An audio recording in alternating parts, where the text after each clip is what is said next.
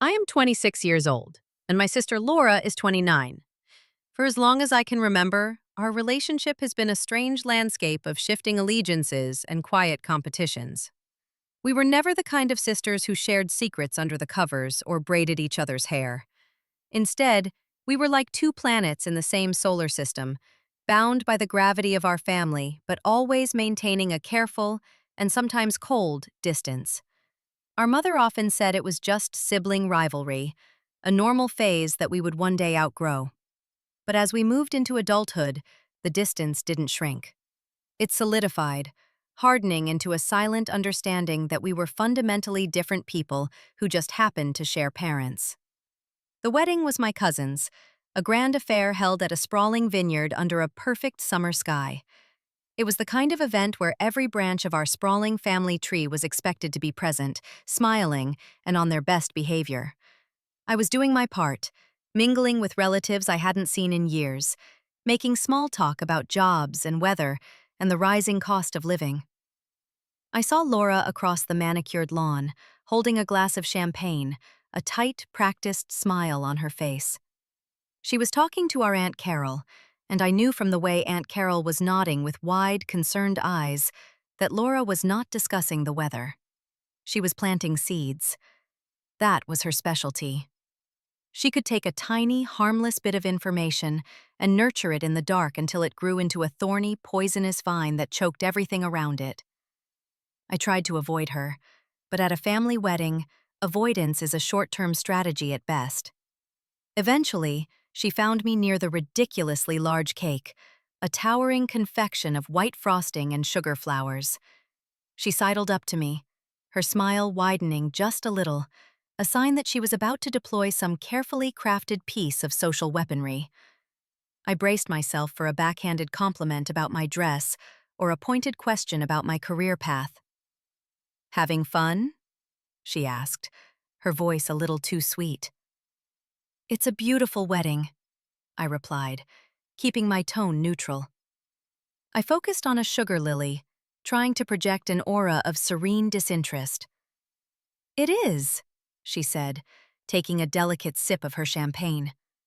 She paused, letting her laughter, pure and joyful, was audible even over the music. Mark adored Lily. It was the kind of fierce, all-consuming love that was plain for anyone to see. He was a good man, a steady and kind presence in our often turbulent family. He had married our older sister Sarah, who had passed away from an illness 3 years ago, and since then, he had been raising Lily on his own, a devoted and loving single father. "He's a great dad," I said, a genuine warmth in my voice. Lily was my niece, a bright, funny little girl who had her mother's eyes and her father's quiet determination. I loved her dearly. Laura made a small, dismissive sound in her throat. "He thinks he is," she whispered, her words curling like smoke in the air between us. "It's all just so sad." I turned to face her fully now, my polite facade crumbling. "What is that supposed to mean, Laura?" I asked. Her eyes gleamed with a strange, triumphant light. She leaned in even closer, her whisper so quiet I had to strain to hear it over the band. "She's not his real daughter." The words hit me with a physical force, like a punch to the stomach. I felt the air leave my lungs. I stared at her, searching her face for any sign that she was joking, that this was just another one of her cruel, tasteless games. But her expression was one of deadly seriousness. "What did you say?" I asked, my own voice a hoarse whisper. "You heard me," she said, a flicker of a smirk playing on her lips. "Lily, she isn't Mark's." I felt a surge of hot, protective anger. "That's a horrible thing to say, Laura. Why would you even think that?" I demanded. "Because I know it's true," she insisted, her voice hardening. "I have proof." "Proof? What kind of proof?" I shot back, my disbelief warring with a cold dread that was beginning to creep into my heart. Laura was manipulative and often cruel, but she was rarely careless with her accusations. She always had something, some twisted piece of evidence to back up her claims. "I can't talk about it here," she said, glancing around as if we were in a spy movie. "But I have it, and it's undeniable." I looked back at the dance floor, at Mark swinging a giggling Lily in his arms. The image, which had seemed so pure and happy just moments. Family secret. We have to protect it. We have to protect him. And then she was gone, melting back into the crowd of wedding guests, leaving me standing alone by the cake, my mind reeling. Her words echoed in my ears, a venomous whisper that had shattered the festive atmosphere and cast a dark shadow over the entire day. She had planted the seed, just as I knew she would. But this time, the vine it threatened to grow felt like it could pull our whole family apart. I watched Mark and Lily, his face alight with love for the little girl he called his daughter, and I felt a profound sense of foreboding. Laura had said she had proof, and I knew, with a certainty that chilled me to the bone, that sooner or later she was going to show it to me. And I had no idea what I would do when she did. The days following the wedding were tense. Laura's words had taken root in my mind, and I couldn't shake them. Every time I saw a picture of Mark and Lily on social media, a happy snapshot from a trip to the park or a birthday party, her whisper would echo in my head. She's not his real daughter. It felt like a betrayal just to think it, to allow the doubt to fester. I was angry with Laura for her cruelty, but I was also angry with myself for letting her get to me. I tried to push it aside, to dismiss it as another one of her toxic games, but the thought lingered, a persistent, unwelcome guest in my mind. About a week after the wedding, Laura called me. Her tone was casual, asking about my week, but I could hear the underlying purpose in her voice. She was checking to see if the seed had sprouted. "I was just thinking about our chat at the wedding," she said, her voice dropping slightly. "I wasn't," I said curtly. "I was trying to forget it." "You can't forget something like this," she replied, a note of drama in her voice. "It's too important. I'm worried about Mark. And Lily. If you were worried about them, you wouldn't be spreading vicious rumors," I retorted. "It's not a rumor if it's the truth," she said calmly. "And I told you. I have proof." My heart started to beat a little faster. "Then show me," I challenged her, my voice tight. "Show me this proof you keep talking about." I half expected her to back down, to say she couldn't, that it was too sensitive, but she didn't. White and gray, like a magazine photo where no one actually lived. She offered me a glass of water, her movements slow and deliberate, as if she were handling a fragile, grieving person. "Are you ready?" she asked, her eyes searching mine for any sign of weakness. "Just show me, Laura," I said, my patience wearing thin. She nodded and disappeared into her bedroom, returning a moment later with a large manila envelope. She sat down on the sofa opposite me and placed it on the coffee table between us. My eyes were fixed on it. It felt like a bomb, waiting to go off. She slowly opened the clasp and slid out a few sheets of paper, stapled together in the corner. She slid them across the table toward me. My hands were trembling slightly as I picked them up. The top page was a cover letter, printed on what looked like official letterhead. The name of a genetic testing laboratory was at the top, Precision Ancestry Diagnostics. I had never heard of it. The letter was addressed to our deceased sister, Sarah. My breath caught in my throat. I forced myself to read the words. It was a standard results summary, polite and clinical. It referred to the enclosed report for detailed analysis. With a deep, unsteady breath, I flipped to the next page. It was a chart, a series of numbers and genetic markers that meant nothing to me. But at the bottom of the page, in a bold black box, was the conclusion. It was a paternity test analysis. The names listed were Mark, Lily, and a third person, a man I didn't know. The results were laid out in stark, unambiguous terms. The probability of paternity for the unknown man was listed as 99.99%. The probability of paternity for Mark was listed as 0%. I stared at the number, at the stark, brutal 0.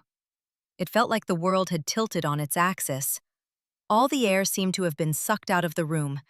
I read it again, and then a third time, willing the number to change, to be a typo, a mistake. But it remained, a definitive, crushing finality. "Where did you get this?" I finally managed to ask, my voice barely a whisper. "I found it when I was helping Mark clean out Sarah's old things after she passed," Laura said, her voice soft and full of completely unaware. "So, what do you want me to do?" I asked, feeling numb. Nothing, she said, reaching across the table and placing her hand on mine. We do nothing. We keep this secret to protect them. I just needed you to know, so I wouldn't have to carry this burden alone. We have to carry it together, for Sarah's memory, and for Mark and Lily. Her touch felt like ice. I pulled my hand away. I looked at the DNA results one more time, the official-looking letterhead, the clinical chart, the damning 0%. It all seemed so real, so irrefutable. And in that moment, sitting in Laura's cold, gray apartment, I believed her. I believed the lie. I felt the weight of the secret she had just forced upon me, and it was heavier than I could have ever imagined. The vine she had planted at the wedding had just wrapped itself tightly around my heart, and its thorns were already beginning to draw blood. I left Laura's apartment in a daze. The drive home was a blur. The DNA report felt like it was physically burning a hole in my passenger seat, even though I had left the papers with her. The image of that 0% was seared into my brain. The world felt different, darker. The foundations of my family, which I had always thought were solid, now seemed to be built on a lie. For the next few days, I was a ghost. I went to work, I ate, I slept, but my mind was elsewhere, trapped in a loop of disbelief and sorrow. I thought about Sarah, trying to reconcile the sister I knew with the woman who could have kept such a secret. It didn't make sense. Sarah had been the most honest person I knew, sometimes to a fault. The idea of her orchestrating such a long-term deception felt completely out of character. Then I thought about Mark. My heart ached for him. Every happy photo of him and Lily now seemed tragic.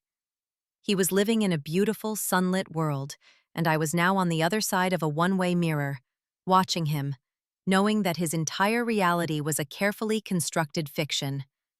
The weight of the secret was suffocating. Laura had said we had to carry it together, but I felt utterly alone with it. A few days later, I was talking to my best friend, Chloe, on the phone. She could tell something was wrong immediately, but I didn't have to. Chloe was smart. Let me guess, she said, her voice sharp. She's claiming Mark isn't Lily's real father. I was stunned into silence. How did you know? I finally asked. Because that's a classic Laura move, Chloe said, her voice full of disdain. Find the happiest person in the family and find a way to tear them down. So, what's her proof this time? An anonymous letter? A blurry photograph?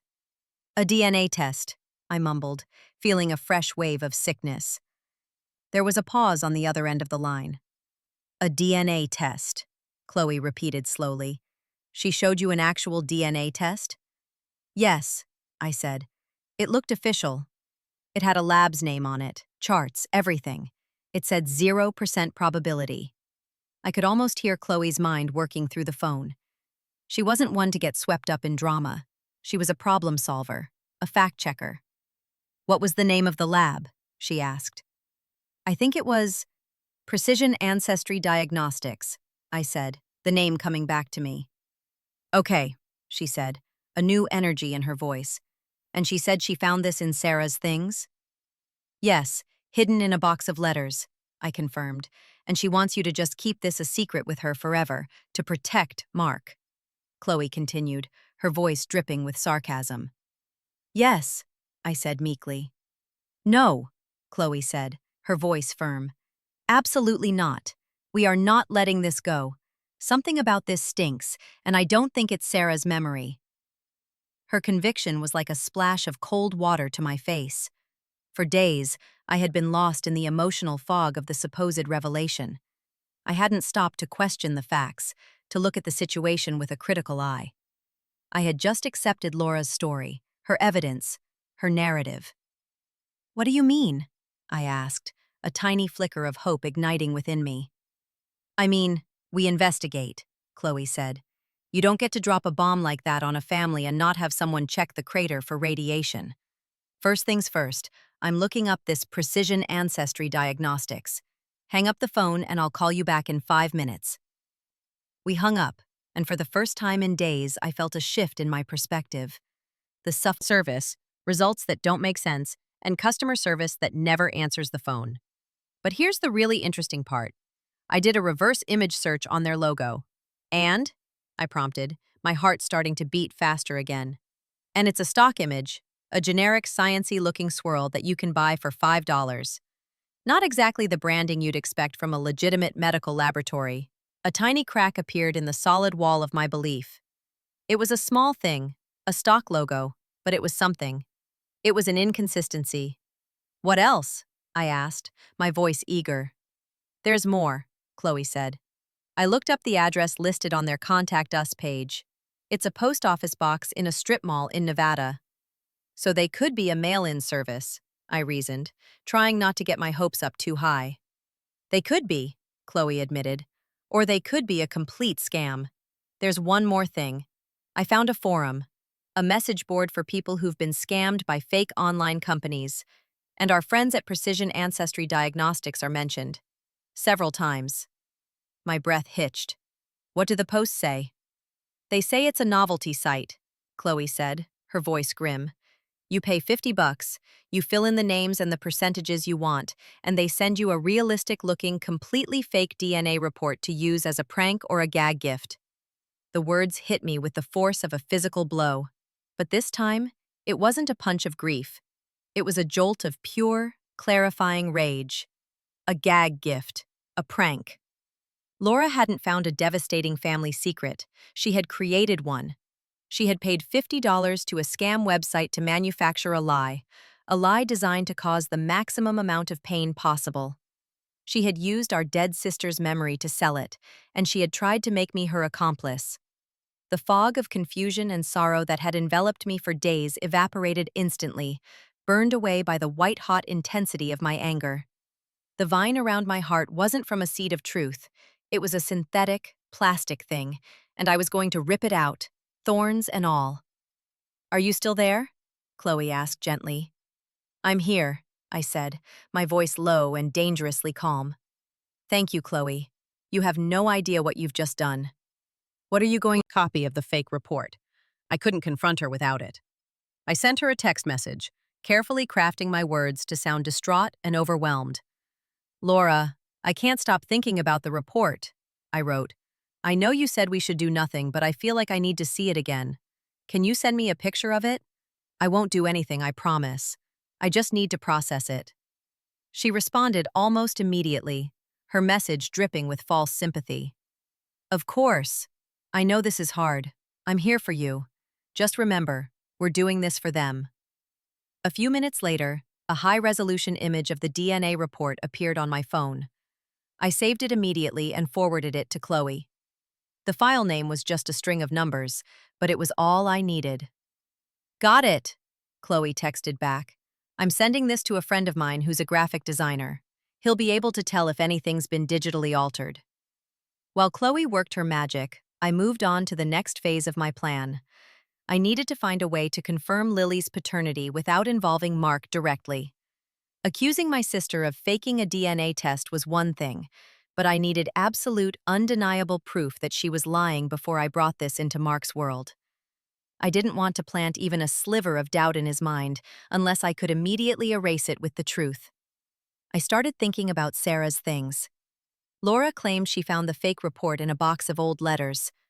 Mark had kept most of Sarah's personal belongings. He had packed them into boxes and stored them in his attic, unable to part with them. He had given me a key to his house after Sarah passed, for emergencies, and told me I was welcome any time. This was an emergency. I called Mark, my heart pounding with a mixture of guilt and resolve. Hey, Mark, I said, trying to keep my voice light.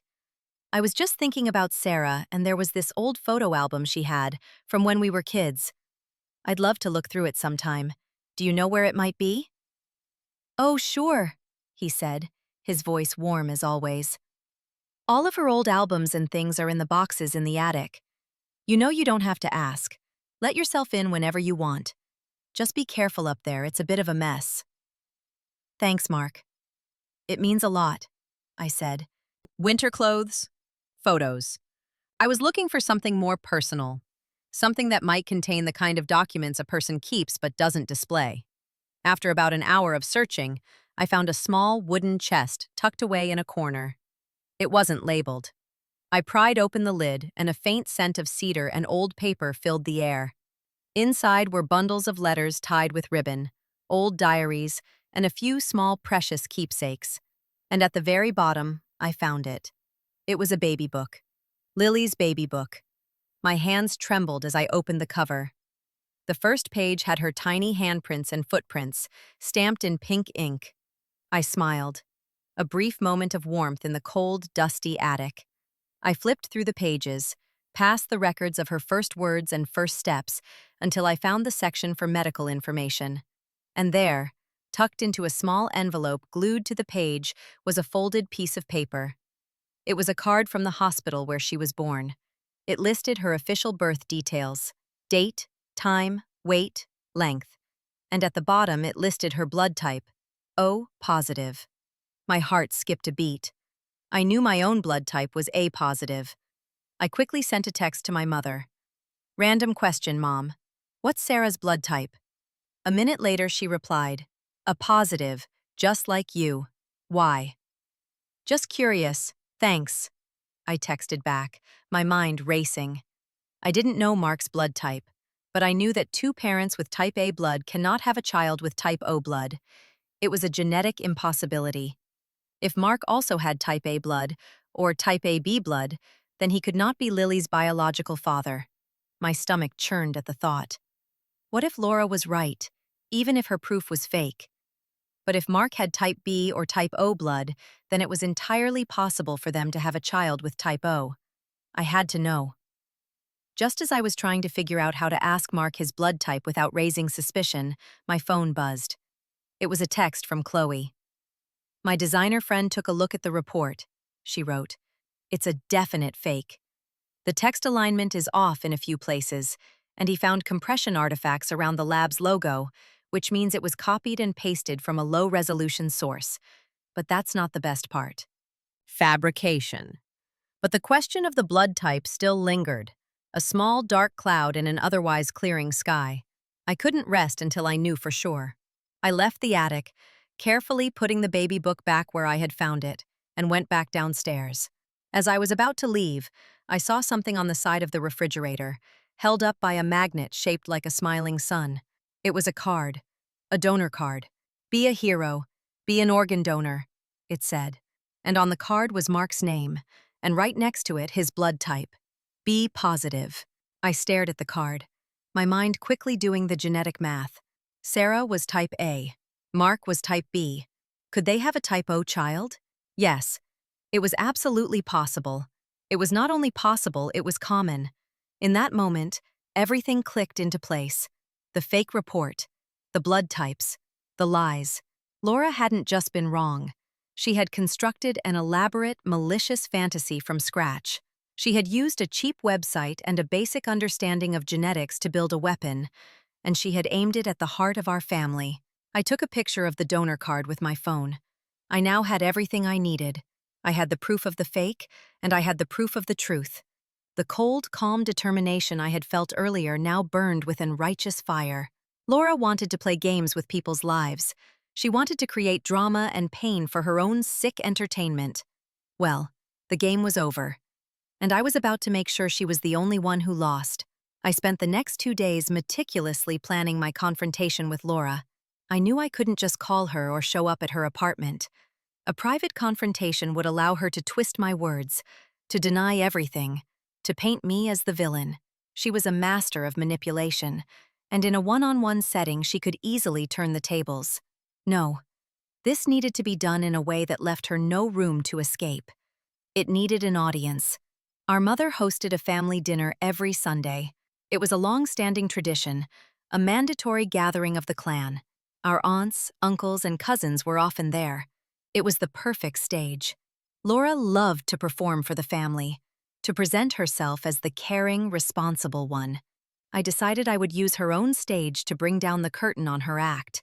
I called my mother on Saturday to confirm donor card and the page from Lily's baby book. I put them in an envelope and tucked it into my purse. My heart was pounding, but my hands were steady. I felt a strange sense of calm, the kind that comes when you know you are about to do something difficult but necessary. Laura was already there, holding court in the living room, telling a dramatic story to our aunts. She was wearing a cream-colored sweater, the picture of innocence. She smiled when she saw me, a warm, sisterly smile that was utterly fake. "There you are," she said brightly. I was getting worried. "No need to worry, Laura," I said, my voice cool. "I'm perfectly fine." We all sat down to dinner. The conversation was light and cheerful, the usual family chatter. I ate slowly, biding my time, waiting for the right moment. Laura kept shooting me concerned glances, a silent performance for the rest of the family, meant to show how much she cared about my fragile state. Finally, as dessert was being served, I saw my opening. Our Aunt Carol, the one Laura had been talking to at the wedding, turned to me. "You've been so quiet tonight, dear," she said. "Is everything all right?" This was it. Every head at the table turned toward me. Laura's expression was a perfect mask of concern. "Actually," I said, my voice clear and steady, "I have been a little preoccupied. Laura and I have been dealing with a very serious family matter." I saw a flicker of panic in Laura's eyes. This was not part of her script. "Oh," my mother said, looking from me to Laura. "What is it?" "Laura," I said, turning to face her directly, "why don't you tell them? Tell them the secret you shared with me at the wedding, the one you've been so burdened by." Laura's face paled. I don't know what you're talking about," she stammered. "This isn't the time or the place." "I think it's the perfect time and place," I said, my voice hardening. "You told me a secret about our sister Sarah, a secret about Mark and Lily. You said you had proof. I think the family deserves to know what kind of proof you've been carrying." The table was silent. Everyone was staring at Laura, whose face was now flushed with a mixture of anger and fear. "This is," voice rising. "You call this protecting him? You call fabricating a lie to destroy his life protecting him?" "Fabricating?" she shot back, her voice shaking. "I found that. In Sarah's things. It's real." "Is it?" I asked calmly. I then took the second piece of paper from my envelope and laid it on the table next to the first. It was the screenshot from the novelty website. "Then isn't it a funny coincidence that your proof is an exact match for the Style C template from fakeresults.com, a website that sells customizable prank DNA reports for $50? I pushed the screenshot toward the center of the table. Aunt Carol picked it up, her eyes widening as she compared the two documents. It's the same," she whispered, looking at Laura in disbelief. "The layout, the font, it's identical." Laura looked like she had been struck by lightning. She opened her mouth, but no words came out.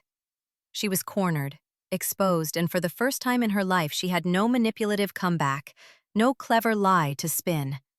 But I wasn't finished. "You wanted proof, Laura?" I said, my voice ringing with authority. "You wanted to talk about science and genetics? Let's do that." I placed the final two pictures on the table. The page from Lily's baby book showing her blood type as O positive, and the photo of Mark's donor card, showing his blood type as B positive. "Sarah's blood type was A," I said, my gaze sweeping across the stunned faces of my family. "Mark's is B. It is genetically common for an A parent and a B parent to have a child with type O blood." There was never any question. There was never any secret. There was only your vicious, pathetic lie. The silence in the room was deafening. No one was looking at me anymore. Every single pair of eyes was fixed on Laura. Her face had crumbled. The mask of innocence was gone, replaced by a raw, ugly expression of pure humiliation. My mother was the first to speak, her voice trembling with a fury I had never heard from her before. "Laura," she said, her voice dangerously quiet. "Did you do this? Did you make this all up?" Laura just stared at her plate, her shoulders shaking. She couldn't deny it. The evidence was laid about her. Her jealousy, her insecurity, her desperate need to be the center of a storm she had created herself. I felt no pity for her. I only felt a cold, clean sense of victory. I had not just defended Mark and Lily. I had exposed a poison that had been seeping into our family for years. I stood up from the table. "I'm going to go see Mark," I said, my voice calm. "I'm going to tell him what you did, and I'm going to show him this, so he knows that he never ever has to doubt his daughter for a single second of his life." I looked at Laura one last time, at her tear-streaked, defeated face. "You wanted to carry a burden together," I said. "Well, this one is all yours." And with that, I turned and walked out of the room, leaving her to face the wreckage of the world she had tried so hard to destroy. The silence that followed me out the door was the most satisfying sound I had ever heard. Walking away from that dinner felt like emerging from a long, dark tunnel. The air outside was cool and crisp, and I took a deep breath, feeling the tension in my shoulders begin to release for the first time in weeks. I had done it. I had faced the dragon and won. But the fight wasn't completely over. I still had to talk to Mark. I drove to his house, the envelope of evidence on the seat beside me. I was nervous about how he would react. Even though I was bringing him the truth, I was also bringing him the knowledge of a deep betrayal from within his own family. It was a wound, and even if I was also bringing the cure, the initial cut would still be painful. When he opened the door, he looked surprised to see me. Lily was in her pajamas, getting ready for bed. "Hey," he said with a warm smile. "What's up? Is everything okay?" "Everything's fine," I said, trying to sound reassuring. "But there is something important we need to talk about. Can I come in?" He ushered me inside, his expression turning to one of concern. He sent Lily upstairs to finish brushing her teeth, and we sat down at his kitchen table. The same table where I had sat just a few days earlier, my heart full of a secret that wasn't even real. "What's going on?" he asked, his eyes searching mine. "You look serious." I took a deep breath. His voice barely a whisper. "She showed it to me," I said gently. "And she told Aunt Carol at the wedding. I don't know who else. Mark, I am so sorry you have to see this, but I need you to know, right now, that it is a complete and total fake." I then laid out the rest of the evidence, just as I had at the dinner table. The screenshot from the novelty website, the blood type information, my step-by-step account of how I had uncovered the truth.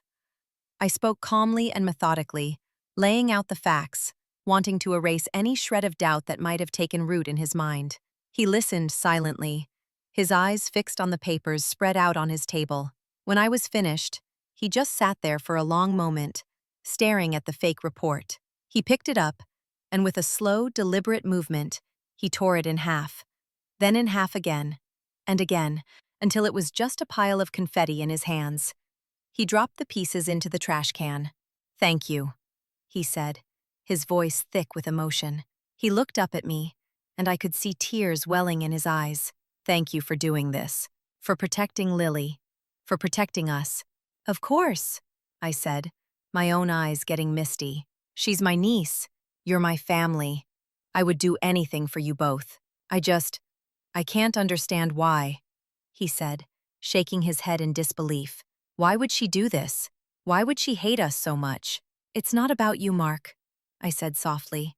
"It was never about you. It was about her jealousy, her need for drama.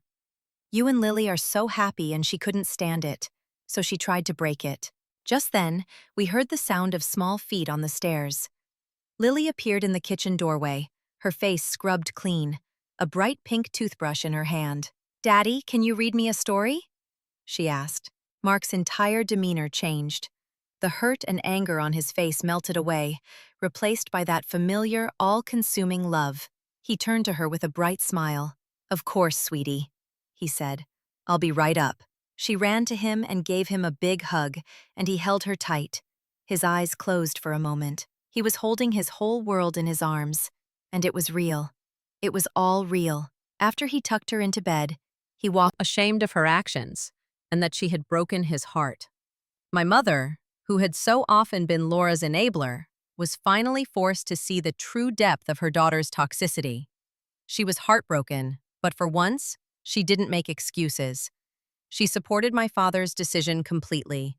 The aunts and uncles who had witnessed the confrontation were appalled.